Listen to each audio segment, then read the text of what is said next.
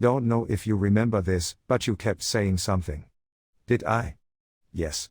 You repeated the same words over and over. She looked at him blankly. "I have no life." That was the phrase you used. Can you think why you might have said that? She hesitated. Not really. Only that when I met Andrew, he gave me a life. He rescued me. So perhaps I said I have no life because I knew it was the end. The end. The end of the peace and happiness I had known with Andrew. But I don't remember saying those words, detective. I don't remember anything except Andrew and the blood. And you? You say your husband rescued you? From what? Asked Danny. Angela stared awkwardly into her lap. An unhappy situation. Danny knew he ought to press her, but he couldn't bear to upset her again. Clearly she didn't want to talk about it. She'll tell me when she's ready. I see. And what about you, Mrs. Jakes? Me. Was there anyone who might conceivably have held a grudge against you personally? Angela Jakes thought about this for a moment. You know, I never thought so. Although, as you can imagine, detective, with an age difference like the one between me and Andrew, over 50 years, people are quick to judge. I know there were many in Andrew's social circle who distrusted me. They assumed I was after his money. I imagine you thought the same thing. Of course not, lied Danny, avoiding her eyes. I tried to persuade Andrew to leave me out of his will, to prove to people our marriage was never about money. But he wouldn't hear of it. He said the naysayers were bullies and one should never give in to bullies. Is that why you gave all his money to charity? To prove people wrong? She shrugged. Maybe that was part of it, subconsciously. Did your husband know that you were planning to give everything away when he died? No. She shook her head. It might have hurt his feelings. Andrew wanted me to have the money, and I wanted him to be happy. But the truth is, I have no use for that sort of wealth.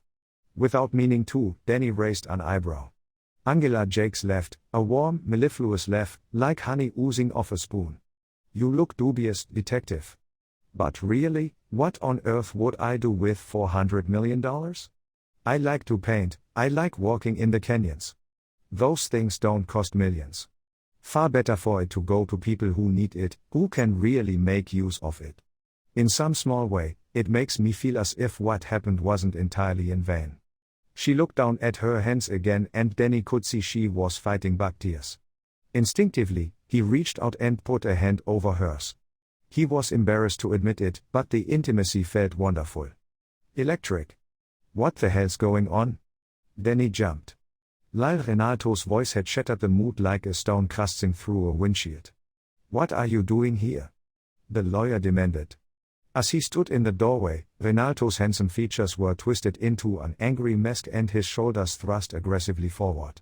He was wearing an identical suit to the one he'd worn at the hospital, with a pale blue silk tee that matched his eyes.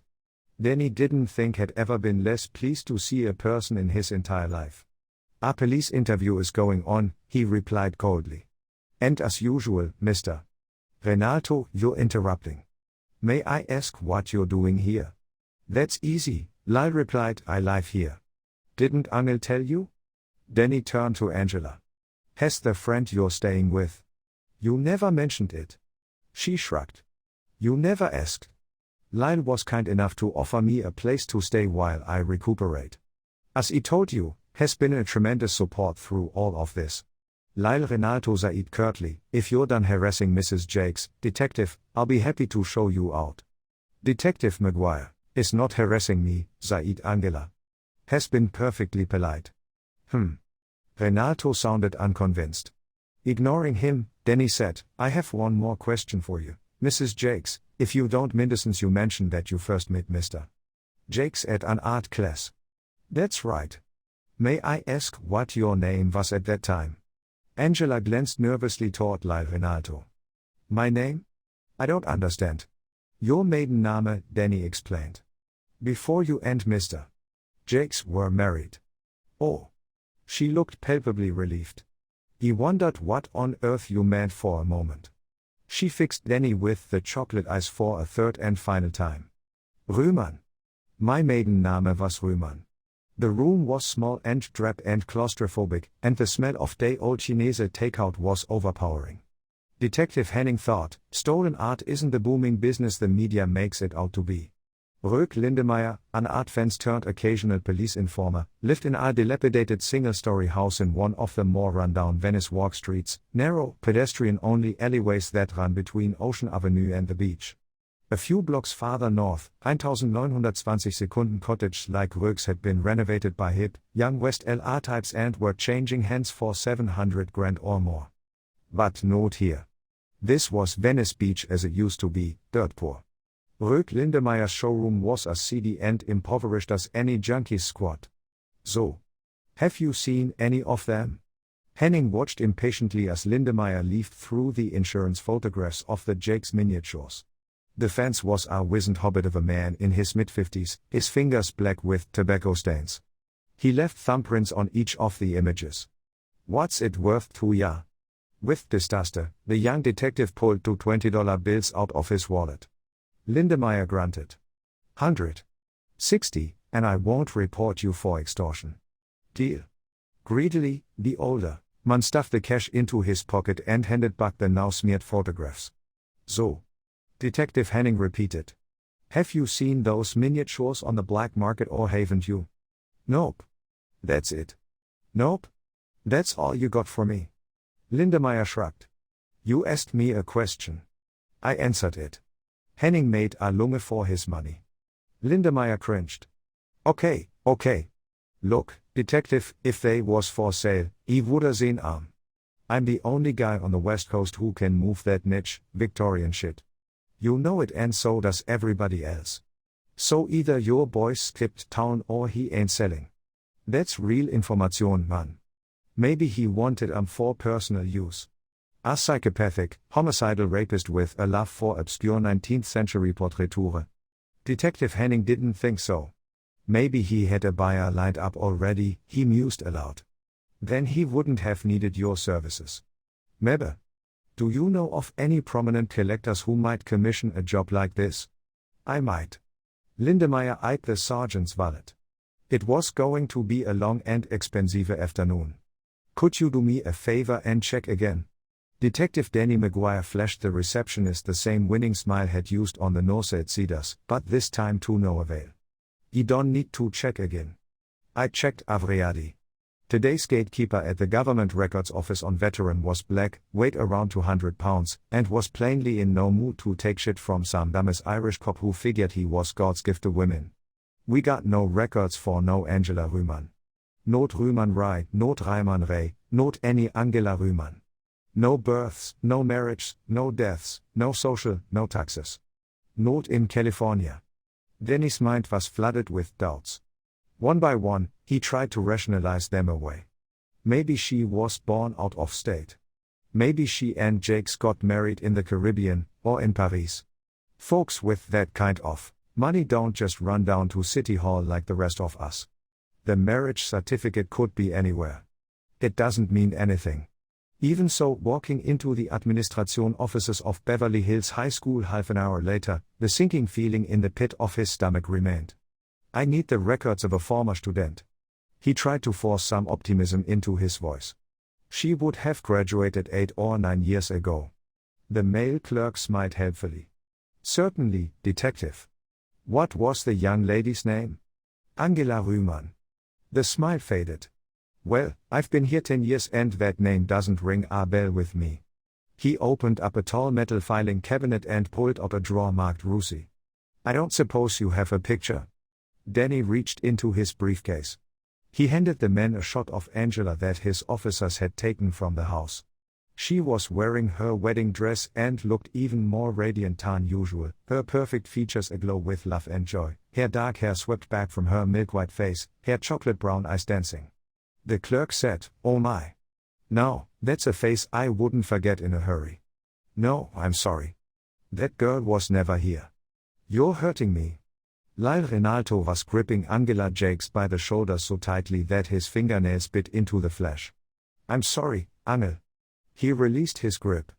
"But you have to get out of here. Now, today, before he comes back." Angela started to cry. But you haven't done anything wrong. Of course you haven't, said Lyle more gently. I know that. You know that. But Maguire won't understand.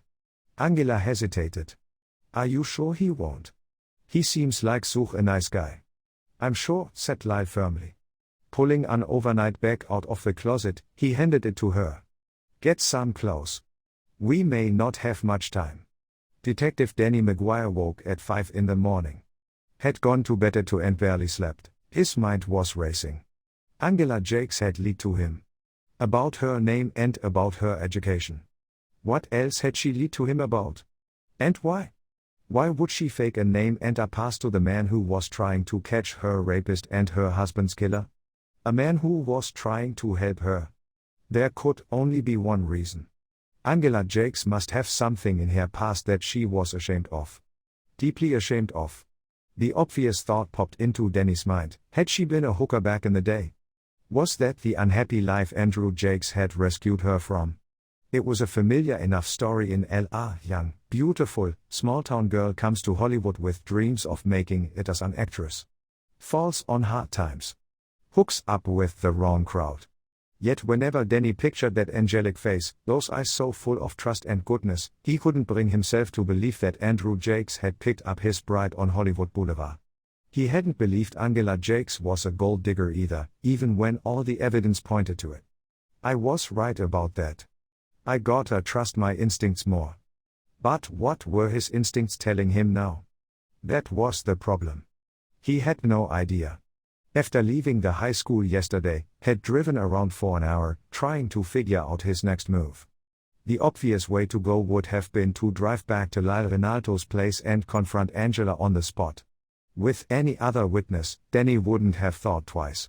But he couldn't bring himself to grill the lovely Mrs. Jakes in front of her odious attorney, who would doubtless insist on remaining glued to her side. If she did have guilty secrets, and who of us didn't, she deserved a chance to confess them in private. Danny would understand. After everything she'd just been through, he owed her that much sensitivity at least. So instead Danny had driven back to the station house to brainstorm with the rest of the team. Only it was actually more of a shitstorm. Every lead his man had been chasing seemed to have turned into a dead end. Henning's Venice art expert had come up with a big fat donut on the miniatures. The insurance scam angle looked less and less promising, as the only people who could possibly benefit from a staged robbery would be the Jakeses themselves, one of whom was dead, while the other had given away all her money. 2 of Danny's officers had been checking out the lucky charities on the receiving end of Angela Jakes' generosity. Both seemed totally kosher, with sparklingly transparent accounts. A sophisticated computer program had gone through every violent rape in the LA area in the past 5 years, looking for any connection with art or jewelry thefts, or any connection at all that might link one of those suspects to the Jakes crime scene. Nothing. It was the same story with forensics. Prints, nothing. Semen analysis, nothing. Then he pulled on a pair of sweatpants and stumbled into the kitchen to fix himself a strong cup of coffee. It was still dark outside. The tree-lined, suburban street in West Hollywood where Danny had lived for the past 6 years was empty and as silent as the grave. Was Angela still asleep? Danny pictured her, dark hair spilling over a soft white pillow, her glorious body warm and naked beneath Lyle Rinaldo's sheets. Was she in the guest bedroom? Christ, he hoped so. He remembered Lyle's contemptuous comment at the hospital, "For a detective, you're a pretty poor judge of people. Angela and I aren't lovers." Detective Danny Maguire hoped with all his heart that Rinaldo's words were true. He looked at his watch, 5:20 Uhr. If I drive over there now, they'll still be asleep. I can see for myself which beds were slept in. He jumped into the shower. It was 6 a.m. on the dot. The same-uniformed maid who had been on duty yesterday answered the door. Danny thought, poor woman. How early does she have to be at work? The maid looked at Danny and thought, poor man. How early does he have to be at work? I'm looking for Mrs. Jakes. Mrs. Jakes not here. Okay, look, I know Mr. Rinaldo's your boss. And I know has not exactly thrilled about my questioning Mrs. Jakes, especially at this time in the morning. But this is a murder investigation. So I need you to please wake Mrs. Jakes and Mr. Renaldo, if you have to. No, you don't understand. She not here. She leave last night. You're welcome to come in and search the house if you no believe me. Unfortunately, Danny did believe her. His heart began to race unpleasantly. Left? Where did she go? I don't know. She have a suitcase. Mr. Renaldo drive her to the airport. Danny's career flashed before his eyes. I should have come straight back here yesterday. I would have caught them. Now my key witness has flown the co-op to God only knows where. What about Renaldo? Did he leave with her? The maid looked surprised by the question. Of course not. Mr. Renaldo, he is here. He is sleeping upstairs. Then he pushed past her, bounding up the ornately carved staircase 2 steps at a time. Double doors at the end of the corridor clearly led to the master bedroom. He kicked them open.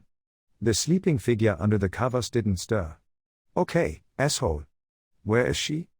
Danny marched toward the bed. And you'd better have a good fucking answer or I am going to book you for obstruction of a murder investigation and personally see to it that you never practice law in this town again. Grabbing the heavy silk counterpane, Danny yanked it off the bed. And really wished he hadn't.